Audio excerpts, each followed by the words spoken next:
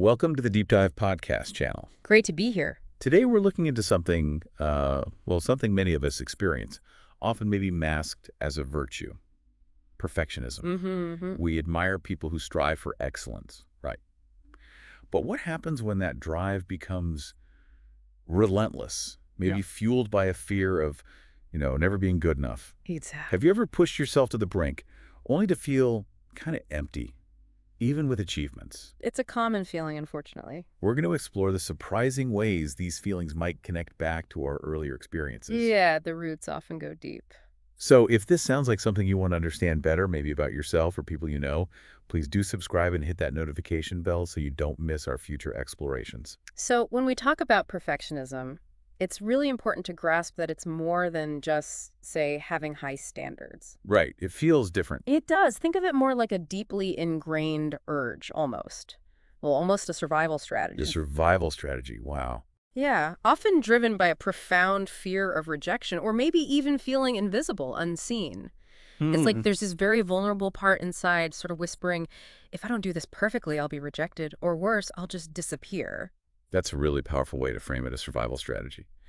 Okay, so how do we, tell the difference between that healthy ambition we often praise and this more consuming, almost desperate need for perfection? That's such a key distinction, isn't it? Healthy striving, it usually comes from a place of genuine curiosity. Okay. A real desire to learn, to grow. It's powered by your own internal drive, your motivation. All right, intrinsic motivation. Exactly. Perfectionism, though, it often springs from fear. Fear of fair. Fear of failing, definitely, but also often a deeper fear of being judged. And maybe at its core, a fear of being unlovable if you're not seen as absolutely flawless. So it's less about the task and more about avoiding something bad. Precisely. You could almost say, well, sometimes perfectionism looks like trauma wearing the disguise of productivity. Trauma dressed as productivity. That's striking. You mentioned trauma, and our sources really highlighted how childhood experiences can set the stage for perfectionism. Can you maybe unpack how some of those early dynamics might contribute? Absolutely. Let's take emotional neglect, for instance. Okay. It's not always obvious, not like outward abuse, but it sends this really deep message to a child. My feelings don't really matter. So when a child's emotions are consistently ignored, maybe minimized, or their needs aren't really attuned to, they can internalize this sense of, insignificance. Like they don't count. Exactly. And over time, achieving things, being really productive, that can become a way to try and compensate. It's often a subconscious attempt to finally be seen, to feel valued. So productivity becomes a substitute for affection or validation that was missing. That's a good way to put it, yeah. A stand-in for the affection that wasn't there. Okay, so if your inner world isn't really acknowledged, maybe external achievements feel like the only way to get noticed or feel some sense of worth. You've got it. Then there's something like conditional love. Conditional love. Yeah, where a child learns pretty early on that love and attention depend on their performance. Like good grades or being obedient. Exactly. Good grades, obedience, maybe excelling in sports or music, whatever the family values. This teaches a really damaging lesson. Your inherent worth isn't enough. You have to earn love. You constantly have to earn it. So rest can start to feel like laziness. Mistakes feel like absolute failures because anything less than perfect risks losing that connection, that approval. Wow. So the focus shifts, from being authentic, being real, to trying desperately to appear flawless. That sounds utterly exhausting, just constantly performing. And our materials also talked about shame. How does shame fuel perfectionism? Shame. It's a very potent and often very hidden driver. Hidden. Yeah. Because it's not just guilt, which is feeling I did something bad. Shame is that deeper, more corrosive feeling of I am bad. Right. A fundamental sense of being flawed. Exactly. I'm not good enough as a person. And this can come from lots of early experiences, maybe constant criticism, comparisons, feeling inadequate. Perfectionism then becomes a kind of defense mechanism, an attempt to outrun this deep shame by trying to become invulnerable, beyond reproach, beyond criticism. So this intense internal pressure, this need to be perfect. Yeah. It's not random, is it? It often seems rooted in these really early experiences and feelings. Very much so. What about that inner critic, that voice a lot of perfectionists talk about? Where does that come from? That inner critic. Yeah, that harsh, relentless voice inside. It's usually not some kind of inherent villain. Okay. More often, it's an echo of early authority figures, parents, caregivers, maybe strict teachers whose criticisms, whose expectations we just absorbed. We internalize them. Completely. As kids, we depend on these figures for survival, for connection. So we internalize their messages, maybe believing, consciously or not, that if we just change ourselves to meet their standards, we'll finally get the love and acceptance we need. So the critic believes being flawless is the key to connection. It operates on that false belief, yes, that flawlessness equals love, equals safety, equals acceptance. It's like we carry those critical voices right inside us. And our sources mention this idea of not enoughness. Can you say a bit more about that? The myth of not enough. Mm. It's so central for many people struggling with perfectionism. It feels like a moving target. It absolutely is. No matter what they achieve, it never feels quite enough. The goalposts are constantly shifting. He's moving them. Often it's that inner critic acting like a relentless drill sergeant. It's always pushing, don't relax, don't fail, don't let them see the real flawed you. Wow, that sounds like constant stress. It is chronic stress, mentally, emotionally, and physically too. Right, that constant pressure must have a real physical impact. Our materials talked about the nervous system. How does perfectionism tie into that? Oh, significantly.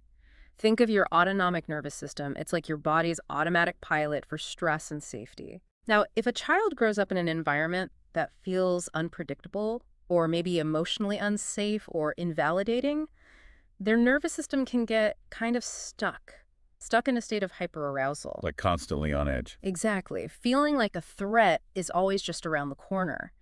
Perfectionism in this context can actually become a way to try and gain some control over what feels like internal or external chaos. So it's a way to feel safer. It's a learned strategy to feel safer, yeah.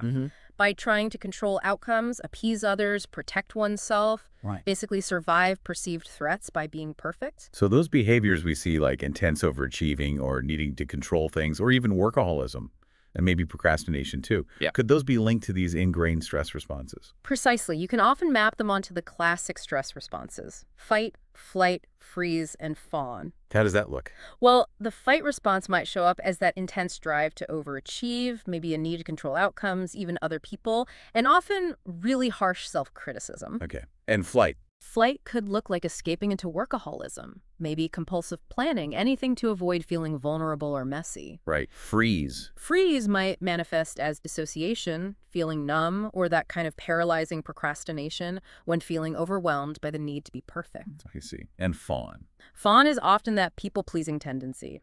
Over-delivering, difficulty saying no, all aimed at avoiding conflict and gaining approval by being indispensable or perfect for others. So perfectionism isn't just a personality trait then. It's often an adaptive survival response. In many, many cases, yes. It's a nervous system basically stuck in overdrive, trying its best to find safety in a world that once felt unsafe. It's really striking how these seemingly separate patterns are so interconnected. Yeah. But what's the real cost? What's the toll of living under this constant pressure to be perfect? The toll can be, well, considerable. At a really fundamental level, if you're constantly tying your worth to your performance, genuine rest starts to feel incredibly unsafe. Because you're never off duty. Exactly. You're never truly off duty, and this very often leads to chronic anxiety, deep exhaustion, sleep problems, and ultimately burnout. The body and mind just can't sustain that level of constant vigilance indefinitely. And it's not just the physical toll, right? There must be an emotional price too. Oh, absolutely. Perfectionism can really diminish your experience of life itself. It tends to stifle spontaneity, creativity, authentic self-expression. How so? Well, people caught in this pattern often find themselves performing a version of themselves, the version they think is acceptable or impressive, rather than just being themselves.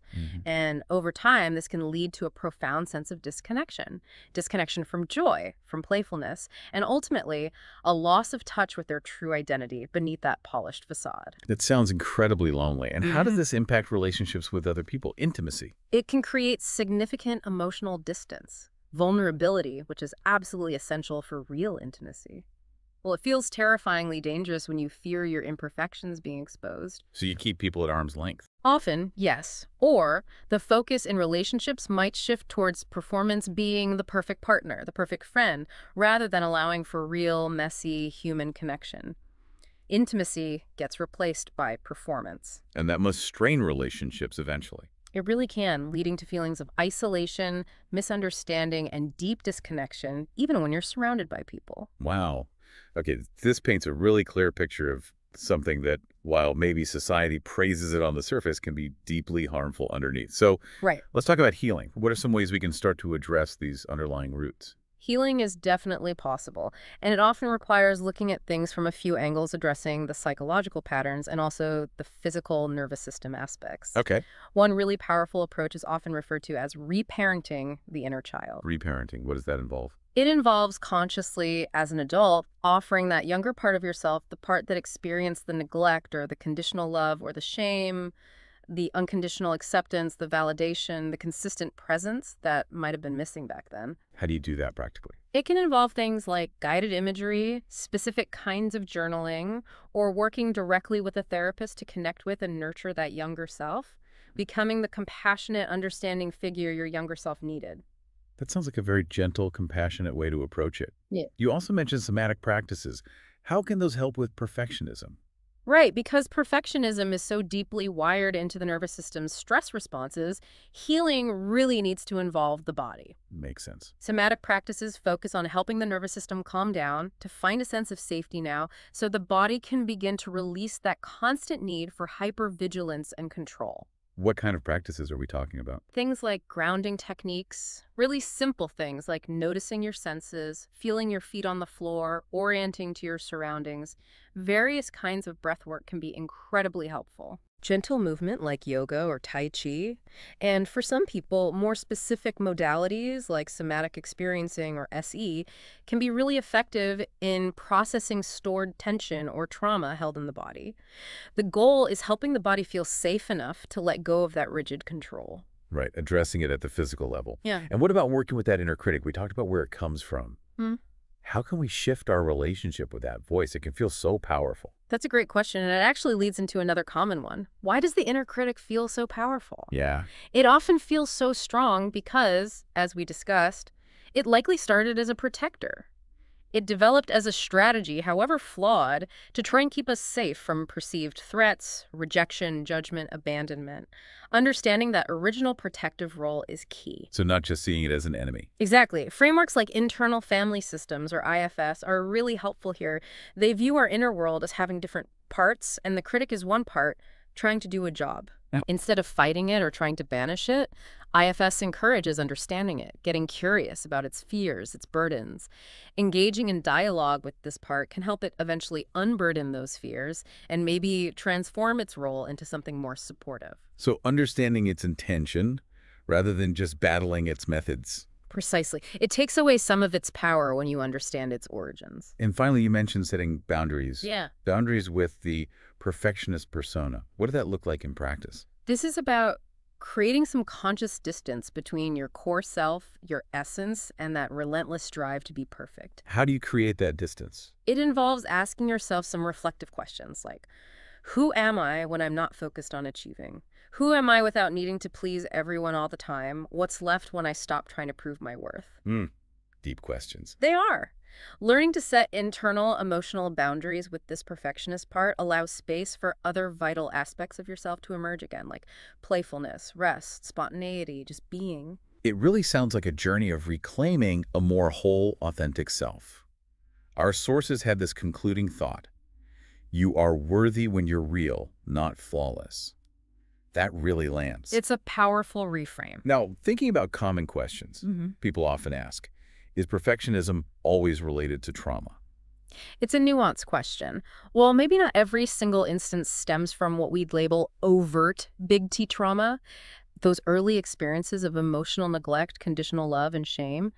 They often create the fertile ground for perfectionism to take root and flourish.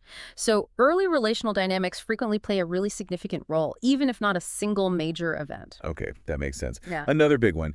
Can perfectionism actually be healed? Is it possible to change these deep patterns? Yes, absolutely yes. It takes time, it takes conscious effort, consistent inner work, engaging in therapy that resonates, learning those nervous system regulation tools.